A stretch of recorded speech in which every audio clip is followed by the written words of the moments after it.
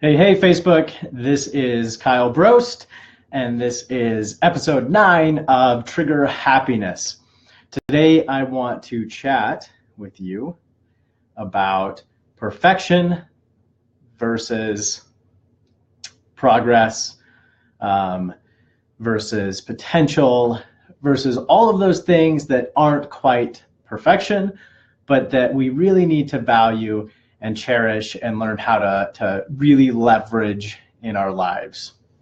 Give me a second here while I start some Instagram, and then I'll jump right back into it. Hey, Instagram. I'm over on Facebook for my Facebook live show, Trigger Happiness. This is episode 9, where I'm talking about the difference between perfection and potential or progress, and what to do with those two things. Because so many people are caught up and worried about perfection. The thing that they think they have to have every day is perfection. And when they try something and they don't feel like they did it perfectly, it creates this big barrier to their progress. It creates barrier to achievement. And so I want to talk a little bit about why perfection is not something you should be striving for every day, and how you can learn to appreciate and really leverage and utilize failure, and recognize that if you're progressing, if you're growing, that there's a lot of value in that and how to do that. Hey, Instagram, thanks for joining me.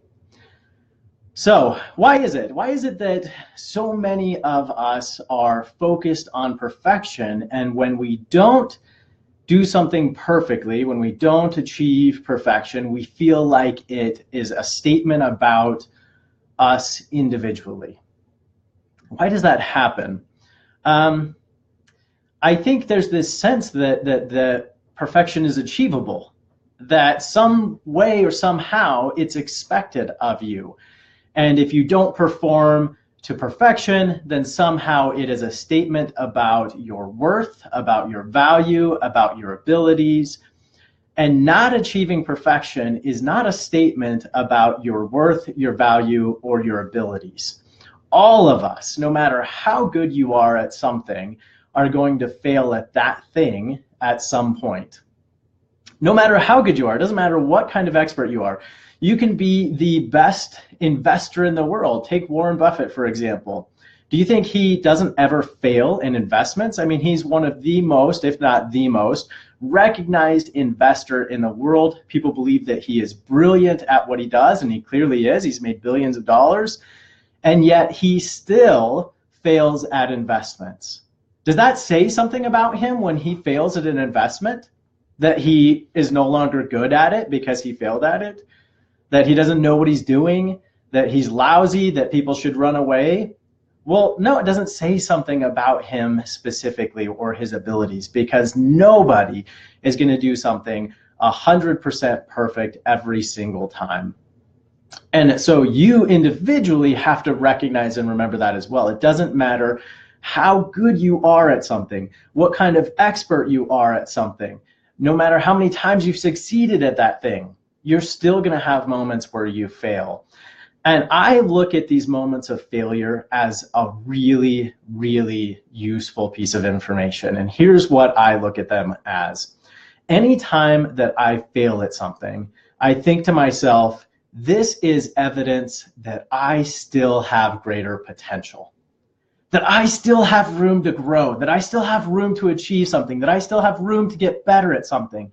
And for me, that's really, really exciting. It's way more exciting than believing that I have reached my peak and have no more room to grow. So whenever I fail at something, I just take it as evidence that I still have room to grow. And that is phenomenally exciting. It gets me motivated. It makes me want to try harder.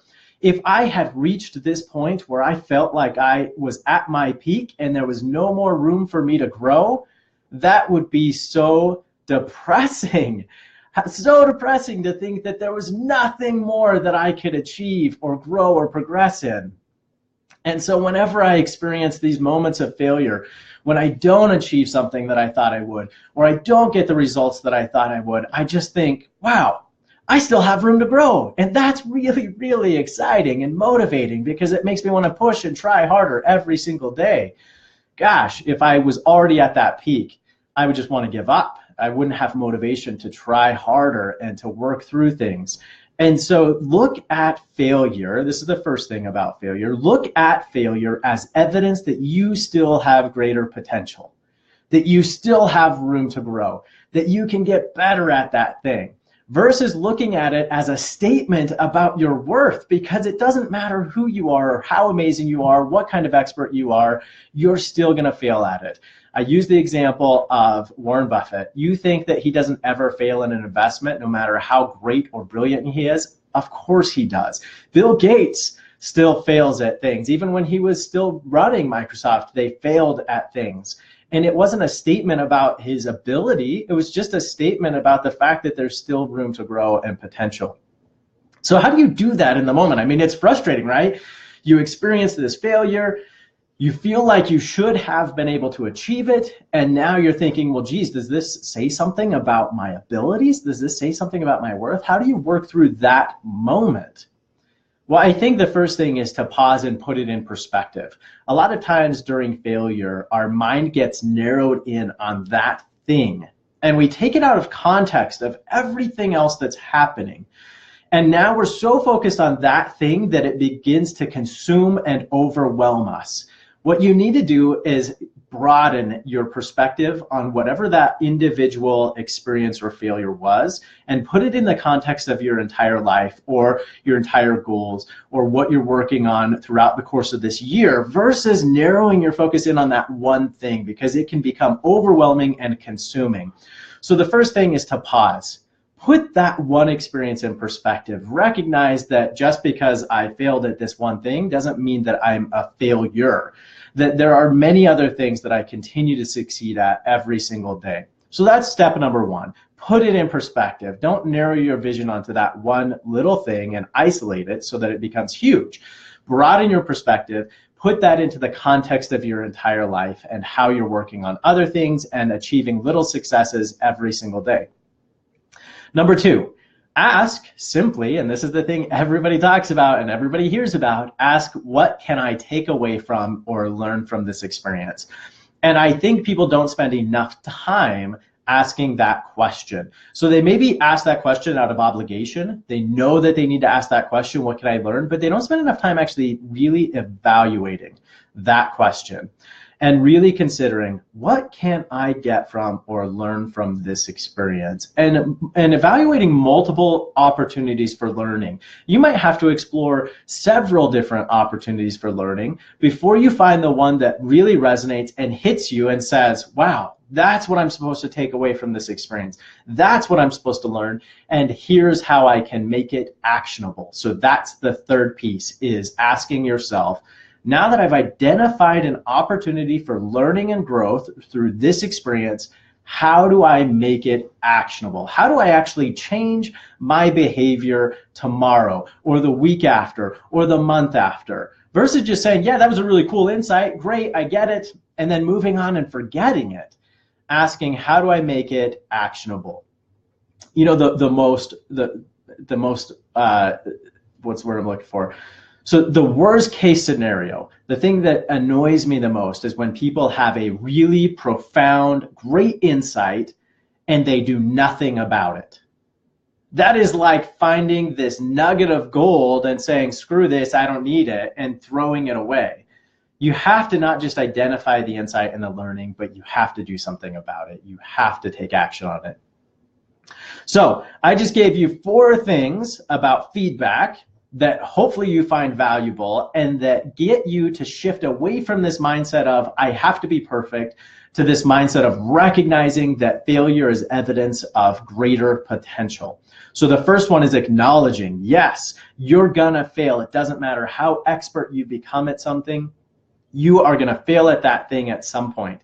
And it's not a statement about your capabilities or your potential or about your ability to actually achieve it. It's simply a statement and evidence that you have greater potential. And that's exciting and motivating. So take it as that. Number 2, so first one, evidence of greater potential. Number 2, Pause and put the actual failure into context. Don't let your mind narrow in on that one little piece and let it become huge.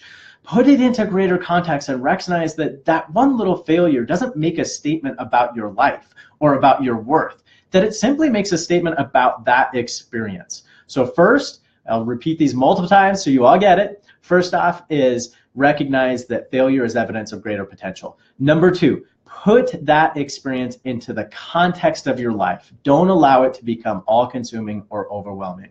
Number three, and this is the one everybody knows but they neglect so often, is ask and identify, what can I learn from this experience? And don't just ask that question and spend 5 seconds evaluating it. Spend a good amount of time asking, what can I really learn from this experience and how do I apply that? And that's the last piece of advice, is really putting it into action.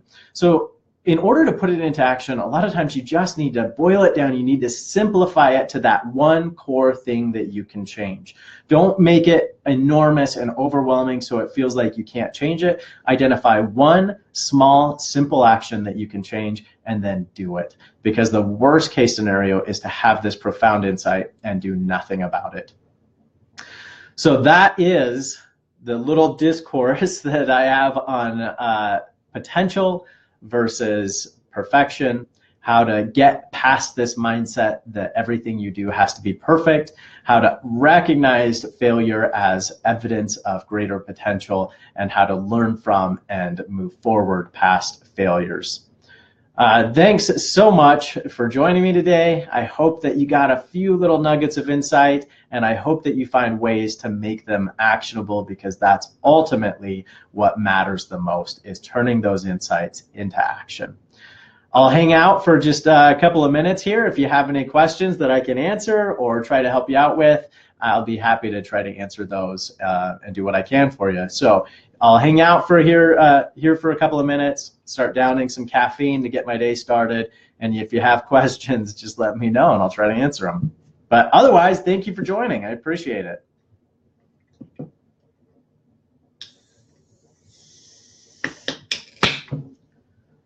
Might want to ignore this part. I know it's bad. I get it all the time from my employees. They tell me every day that I shouldn't be drinking so much caffeine and that these things are going to give me a heart attack or I don't know, something else. But cheers.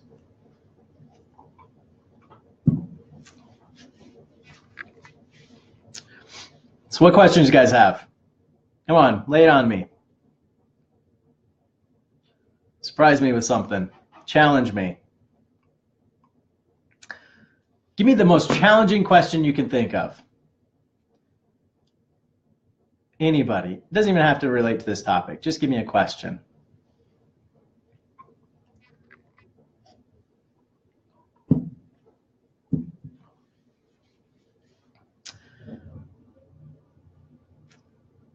Hey there. How's it going on Instagram? I don't know how to say Baroni? Ronnie? I'm guessing maybe Ronnie's part of your name. Thanks for saying hi, bud.